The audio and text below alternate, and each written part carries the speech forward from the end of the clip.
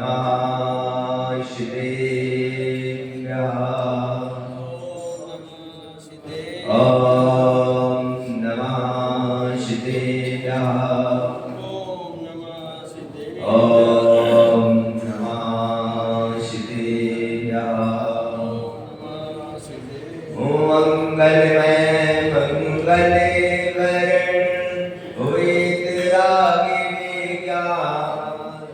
नमो ताहे जाते भये अरिहंतादिमा अरिहंतादिमा।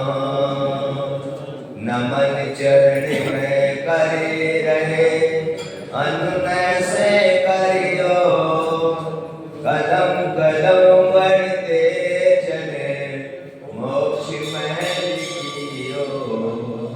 कदम कदम बढ़ते चले मोक्ष महल कियो। वरे अनंता अनंत शुद्ध परमेश्वरी भगवान की 1008 श्री आदिनाथ भगवान की 1008 श्री पार्श्वनाथ भगवान की 1008 श्री महावीर भगवान की आचार्य गुरु श्री विराट सागर जी महाराज की आचार्य गुरु श्री विशुद्ध सागर जी महाराज की आचार्य गुरु श्री भक्त सागर जी महाराज की कामना प्रभु महाराज की।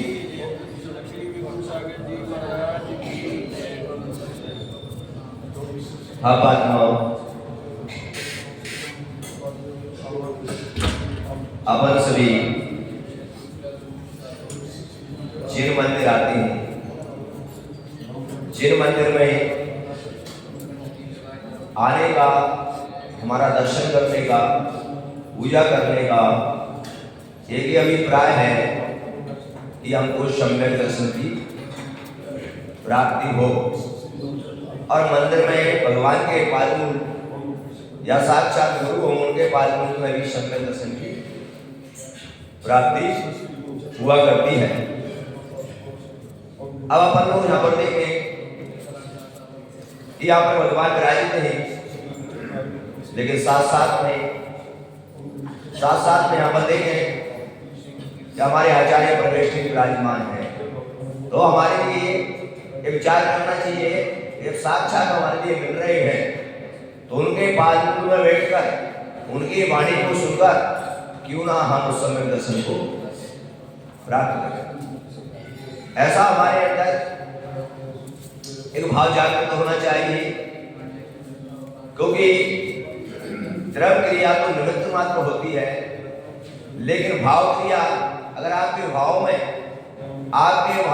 अगर ऐसा भाव आ जाए कि साक्षात मुझे परमेश्वर के दर्शन हो रहे हैं, मैं उनके पालमूल में बैठ के वो भगवान की वाणी तो साक्षात सम्मुखण में मेरे पास नहीं है, लेकिन आज मेरा इतना भी बड़ा परम सौभाग्य है कि आज भी मुझे परमेश्वरी के रूप में यहाँ पर जो हमारे आचार्य बन रहे हैं, कम से कम मैं उन भगवान की वाणी उनके मुख से सुनकर तो अपना कल्याण, ऐसा भाव में होना। और जब भाव में आएगा तो द्रव्य क्रिया भी शुरू हो। द्रव्य क्रिया का भी कहीं, जैसे आप पूजा कर रहे हैं हम सभी लोग, तो पूजा में लाइन पढ़ते हो तो द्रव्य शुद्ध और भाव शुद्ध दोनों में द्रव्य लगता है। क्या दोनों? यानी दोनों जब होंगे तभी हमारी उस पूजा का फल प्राप्त होता है। यानी मात्र द्रव्य क्रिया से फल नहीं, उसमें वैसे भाव भी होना चाहिए। अब अपन अपन सभी लोग बैठे हैं यहाँ पर, सब बताओ यहाँ पर मंदिर जो अपन आते हैं, पूजन जो करते हैं, बताओ तो इसका चिंतन करते हैं, चिंता से आते हैं? बताओ तुम सभी लोग जो भी है सब चिंता से आते हैं। इससे चिंता लगी रहती है कि मेरी पूजा ना छूट जाए, मेरा आपसे चलो जल्दी चले, एक काम हो जाएगा, अब मेरा पूजा करके मुझे जल्दी से घर जाना है। क्या किए? चिंता। और चिंता जो होती है वो जीवन के अंदर में कहते हैं कि चिंता जो होती है वो जीवन में फल की प्राप्ति नहीं कराती। और यही बात का अगर हम चिंतन करते हैं, ये बात का अगर हम चिंतन करते हैं और मन में चिंतन कर रहे हैं और चिंतन करने में उतर जाए तो यही आपको मंदिर का सारा कार्य फल प्राप्त। तो अपन चिंता तो करते हैं पर चिंतन नहीं करते। चिंता नहीं करते आप, मुझे एक माला भी फेरनी है, मुझे तत्वा सूत्र भी पढ़ना है, मुझे वक्तामृत भी पढ़ना है और मुझे पूजा भी करना है और टाइम है मेरे पास मात्र आधे घंटे का। टाइम कितना है? तो आप बताइए आपका चिंतन हुआ या चिंता हुई? आप बताओ हैं? तो तुम सब क्या कर रहे हो? सब चिंता कर रहे हो। क्या कर रहे हो? पूजा यहाँ पर कर रहे हो, तो चिंता लगी है आधे घंटे में घर भी जाना है, मुझे नाश्ता भी बनाना है, तो क्या लगी है? बताओ हैं? जब भाई साहब पूजन कर रहे हैं तो चिंता लगी है कि तुरंत तो मुझे 8 बजे दुकान खोलनी है, मुझे यहाँ पर जाना है। तो यहाँ पर आचार्य कह रहे हैं चिंता मत करो, चिंतन करो। क्या करो? चिंता मत करो। मैं भगवान के मंदिर में आकर चिंता मत करो कि मुझे 10 पूजा रोज करना है, चिंतन करो कि एक पूजा में भी मेरा कल्याण, चिंतन करो कि एक पूजा में भी मेरा कल्याण हो सकता है क्या।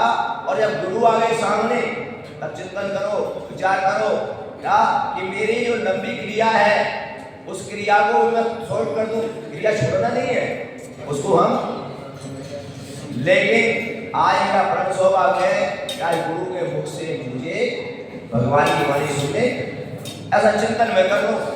और आज का व्यक्ति चिंतन नहीं करता, आज चिंता करती है। क्या करती है? और सभी चीजों में ले लो, हम क्या करते हैं, चाहे घर में ले लो चाहे धर्म में ले लो, हम चिंता करते हैं। और चिंता जो करते हैं तो चिंता विकल्प का कारण हो जाता है। और चिंतन, इसीलिए कहते हैं ना कि चिंतन चिता बनाती है, चिंता चिता बनाती है और चिंतन परमात्मा बना देता है। तो क्या करना है हमको? चिंतन करना है और चिंतन करेंगे। आज तुम देखते हो ना जितने भी साधु संत होते हैं, क्या वो साधु संत कभी कोई चिंता करते हैं? क्या बताओ? कभी वो परवाह नहीं करते कि मेरी व्यवस्था क्या होगी, मुझे कहाँ जाना होगा, मुझे क्या करना है, वो कोई चिंता, वो तो अपनी आत्मचिंतन में लीन रहते हैं। क्या रहते हैं? वो तो अपनी, और उनकी उस आत्मचिंतन में जो लीन इतना उनका पास गुण होता है तो उनके सारे काम ऑटोमेटिक हो जाते हैं। और तुम चिंता करते हो 24 घंटे तो भी तुम्हारा काम नहीं होता है। तो अंदर आ गया ना। तो आप लोगों से भी यही निवेदन है कि चिंता मत करो। क्या मत करो? चिंतन करो। इस प्रकार हमारा ये सम्यक दर्शन प्राप्त करने का हमारा ये माध्यम है, यहाँ से हम सम्यक दर्शन की प्राप्ति करें। और सम्यक दर्शन की प्राप्ति करके यहाँ पर भगवान के मंदिर में अपन आए, गुरु के चरणों में अपन आए और अपन ने वहाँ सम्यक दर्शन प्राप्त किया। सम्यक दर्शन प्राप्त करने से तुम्हारे लिए सबका बोध हो जाएगा। और नियम है क्या कि जब आपके अंदर सम्यक दर्शन आ जाएगा, अब यहाँ पर विचार करो, जैसे अपने मंदिर में आती है, पूजा करते हैं, मंदिर में पूरे दिन बैठे हो तो कल्याण क्यों? क्योंकि सम्यक दर्शन आने पर आपके अंदर विचार आ जाएगा कि जैसे भगवान का स्वरूप है वही स्वरूप मुझे धारण करना पड़ेगा, तभी मेरा कल्याण, मात्र मंदिर में बैठने से मेरा कल्याण, उनके जैसा स्वरूप मुझे धारण करना पड़ेगा, तब मेरी आत्मा का क्या होगा? कल्याण होगा। तो ये आपको शिक्षा मिल रही है ना। तो सम्यक दर्शन जब प्राप्त हो जाता है तो सम्यक दर्शन के साथ ही सम्यक ज्ञान हो जाता है। और सम्यक ज्ञान आते ही व्यक्ति उनके स्वरूप को धारण करने के लिए अग्रसर हो जाता है। और जब उनके स्वरूप को धारण कर लेगा और उनके स्वरूप को धारण करते ही क्या होगा? उनके स्वरूप को धारण करते ही 57 प्रकार का जो अशुभाश्रम है, 57 प्रकार का जो अशुभाश्रम है जो संसारी जीवन को होता है, क्या सभी जानते हैं ना?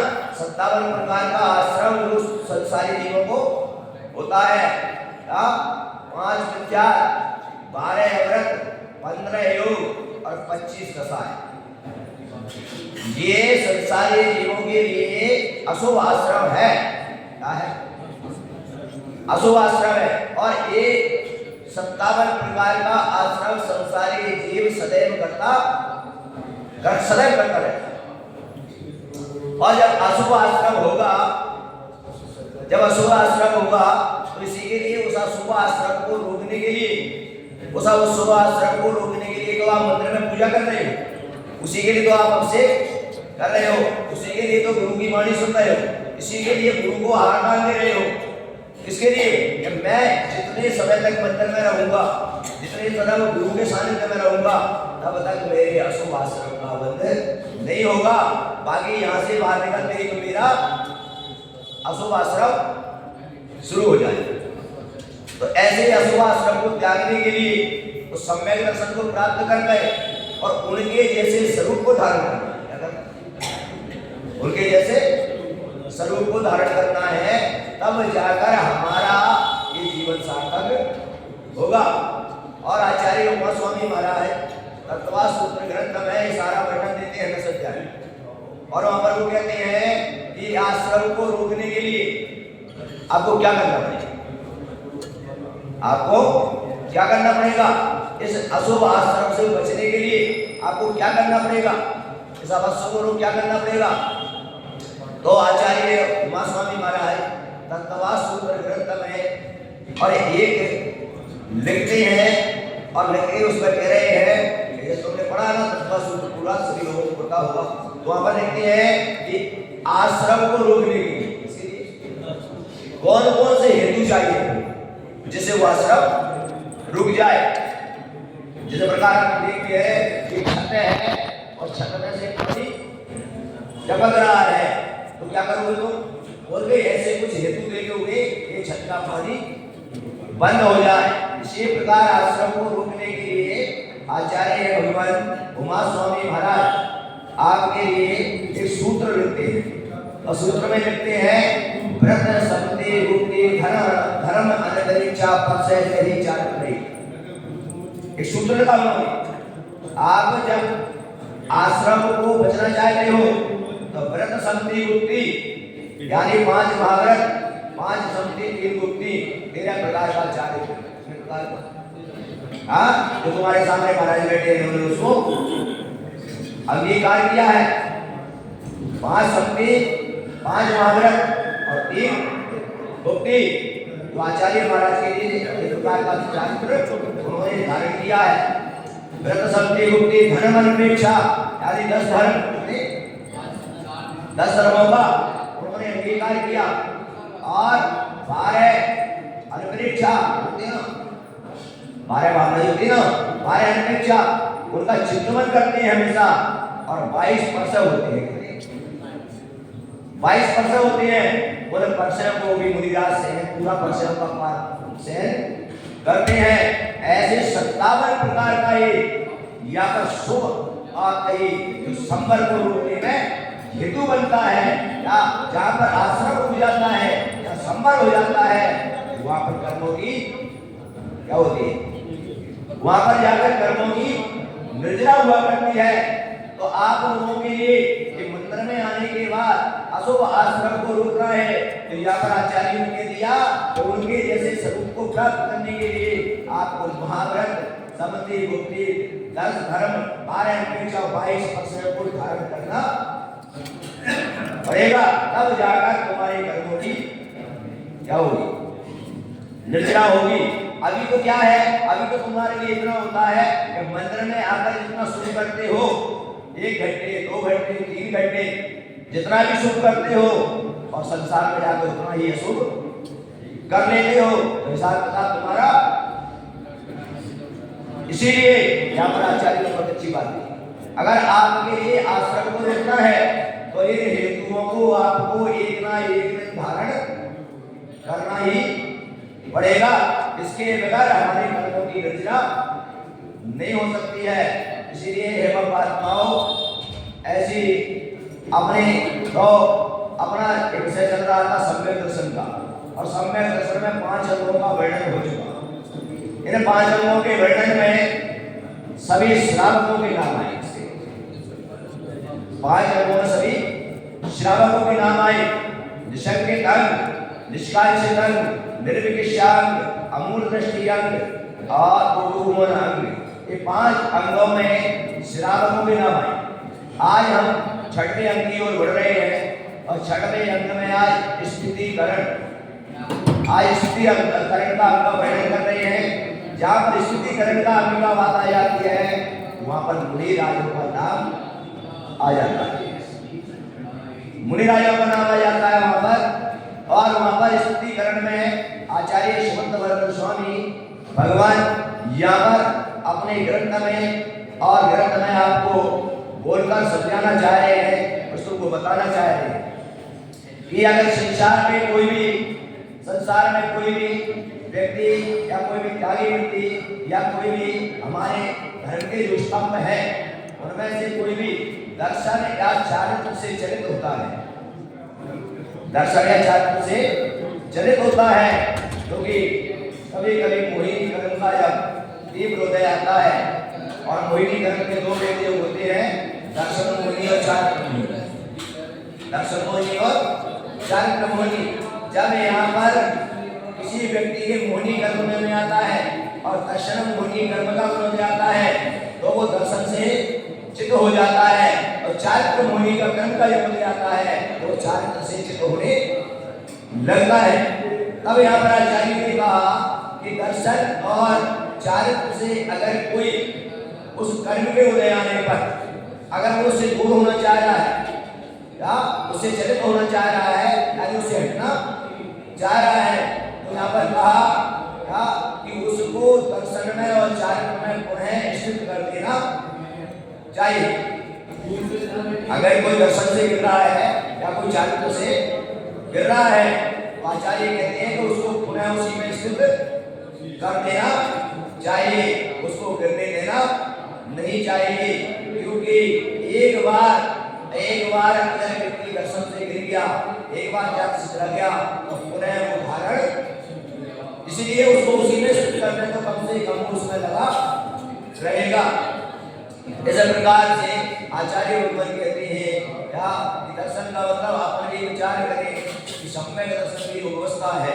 कभी कभी ऐसा हो जाता है कि आप लोग मंदिर में पूजा करते हो, अभिषेक करते हो, सारी क्रियाएं करते हो, लेकिन कभी कभी तुम्हारे मन में ये विचार आ जाता है क्या कि भगवान के मंदिर में मेरी पूजा करते करते इतना समय लग गया, बीत गया, मुझे अभी तक कुछ प्राप्त नहीं हुआ। ऐसा मन में विचार जब आ जाता है तो होता क्या है भैया, जब ऐसा विचार आ जाता है तो होता क्या है, ऐसा मन में विचार आते ही ये विचार आ जाता है कि अब मैं दूसरे मंदिर में पूजा करने को जाऊंगा या मैं दूसरी जगह जाऊंगा, यहाँ पर तो मुझे कुछ नहीं मिला। तो क्या हुआ, तुम्हारा दर्शन से आप चित्त हो गए। तो उस समय आप देखो ना कि आचार्य महाराज जो होते हैं आपको प्रेरणा देते नहीं देते कि चलो भैया कोई बात नहीं है, मैं तुझे आशीर्वाद दे देता हूँ, मैं तुझे मंत्र का जाप दे देता हूँ जिससे तेरा कार्य सिद्ध हो जाएगा। क्यों ऐसा इसलिए कम से कम इसका विश्वास होता है तो पुनः कम से कम अपने दर्शन में वापस आ जाएगा। तो अपन लोगों को भी ऐसा ध्यान रखना है। कोई व्यक्ति अगर मंत्र से चित्त हो रहा है, दर्शन से चित्त हो रहा है तो हमारा भी कर्तव्य बनता है कि पुनः उसको उसमें हम स्थित क्या करें, पुनः उसको हम उसमें स्थित करें। और भी कई कारणों से अगर समाज के अंदर में कोई व्यक्ति किसी भी और भी जैसे स्थिति परिस्थिति आने पर अगर वो दर्शन से दूर हो रहा है तो भी उसकी हम मदद करके उसको पुनः दर्शन में लाने का प्रयास करें, पुनः उसको धर्म में स्थित करने का प्रयास करें।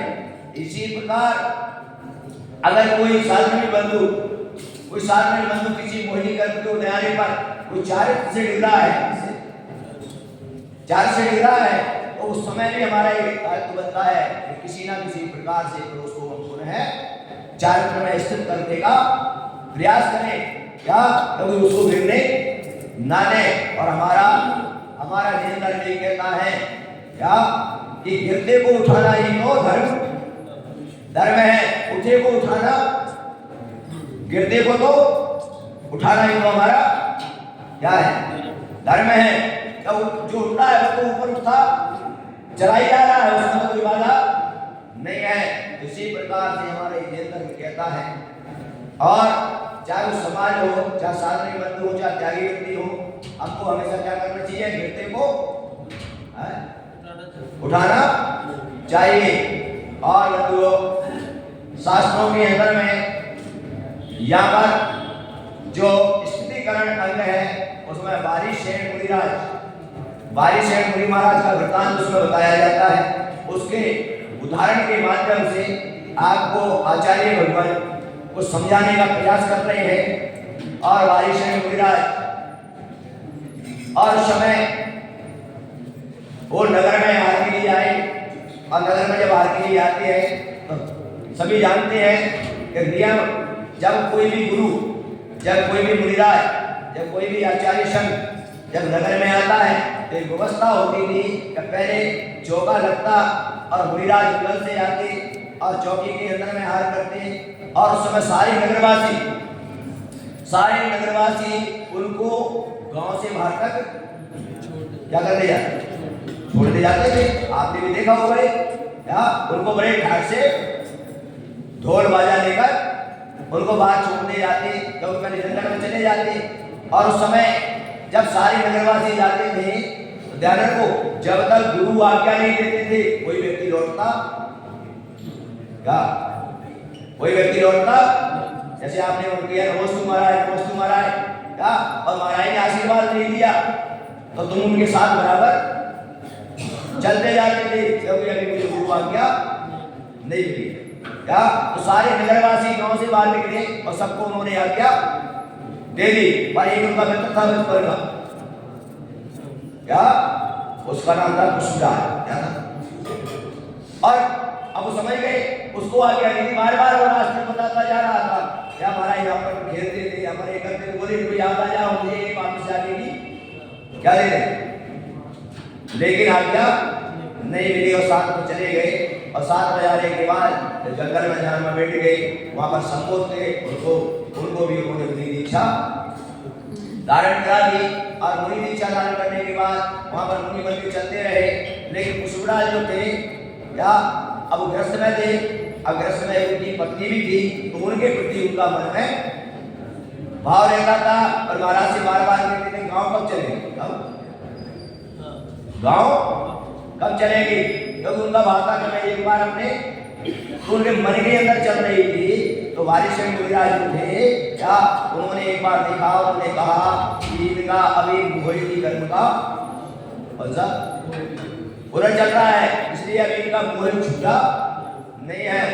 और वारिशेन मुनिराज बड़े ही उन्होंने अपने ध्यान में बात को रखते हुए और उन्होंने कहा कि चलो अब इनके लिए क्योंकि ऐसा ना हो गई कि इस मोहिनी कर्म के उदय में, जैसे उसके मोह में ऐसा ना हो कि ये अपने घर वापस ना चले जाए। तब उन्होंने मुनिराय ने उसी नगर की ओर विहार की और वहां पर जाकर राजमहल में सूचना दिलवाई। और राजमहल में उस सूचना के बाद ये सूचना आई मुनिराज कोई बुलाने से जाते, उनके तो चौका लगेगा तभी वो हाल को, और जैसे ही वो आगे पूछते हैं और वहां पर आदर करते हैं। और वारिशेन मुनिराज राजकुमार की भी रानियां थी, उनको छोड़कर वो दीक्षा को धारण किया और उन्होंने सारी रानियों को वहां पर तैयार करने का आदेश दिया और वहां एक सोने का सिंहासन लगवाया और एक काट का और जाकर उन्होंने उसके लिए वो राजमहल समझ गए कि अब यहाँ पर कोई ना कोई कारण है, क्योंकि ऐसे बेटा वापस से घर क्यों है करता। और वहां पर देखा गया और देखने के बाद जैसे ही देखा आने के बाद सोने के सिंहासन पर बैठ गए और वारिशेन महाराज वो समझ गए। तब महाराज से कहा कि महाराज देखो क्या ये राज है, ये वैभव है, अगर आपको राज वैभव ढूंढना है क्या तो आप ये राज को, और उनको बोध हो गया तुरंत ही क्या कि देखो मैं तो घर पर एक मोह में फंसा हुआ, यहाँ अपने वैभव को और अपनी सुंदर सुंदर रानियों को छोड़ के तो उस समय क्या हुआ, अंतरंग में फंसा हुआ था वो दूर निकल गया और वो सच्चे वैरागी बन गई, ये स्तुतिकरण बन गई। क्या यानी किसी प्रकार से कोई दर्शन या चारित्र से किसी कर्म के उदय से अगर वो गिर रहा है तो उसको पुनः उसमें स्थित कर देना चाहिए। बस यही हमारा स्तुतिकरण का वो है। अभी 2 अंक बाकी है हमारे, एक बात सरल और एक प्रभावना, 2 अंक बाकी है। तो आज इतना ही आप लोगों से क्या जीवन में कहीं पर भी जिस प्रकार चाहे वो समाज वाला हो चाहे वो शादी कोई भी हो, अगर कोई गिर रहा है तो उसको उठाने का, उसको स्थित करने का हम प्रयास करें और यही हमारा धर्म है। बोले पंच परमेश्वरी भगवान की